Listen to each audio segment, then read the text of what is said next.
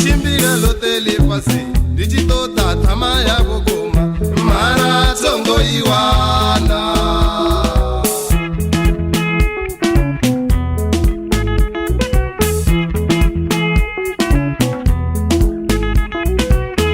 Chimbira lotele pasi Digitota konani ya bogoma Mara tongo iwana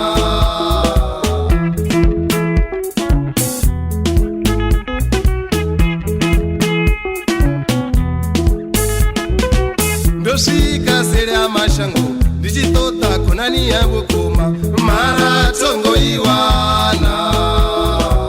Doshika mashango akure Digitota tama ya bukuma Mara tongo iwana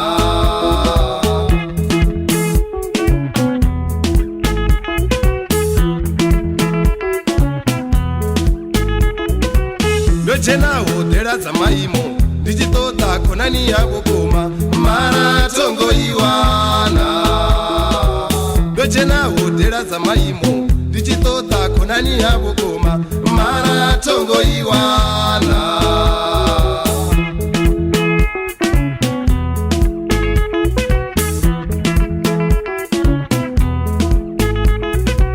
Ndopezando shika kerekeni Ndabonana na bafunzi Bansubeza konani ya bukuma Ndinyina Ndopezando shika kerekeni Ndabonana na bafunzi Bansubeza konani ya bukuma Ndinyina Ndiele murena Yesu Ndidochira naye Ndidochira naye Ndoshuma naye Ndoshuma naye Ndafunzwa ngaye Ndafunzwa ngaye Ndabala naye Ndabala naye Ndachimbira naye Ndachimbira naye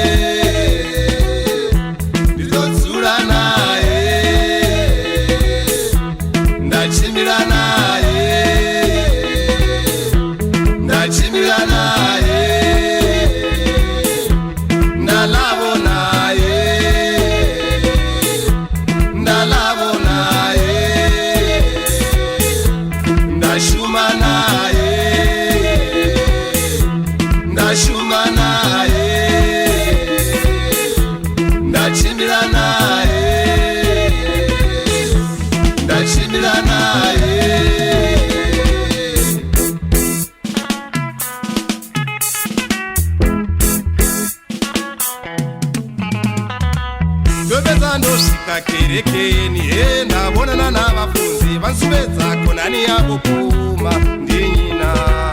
ndiende mure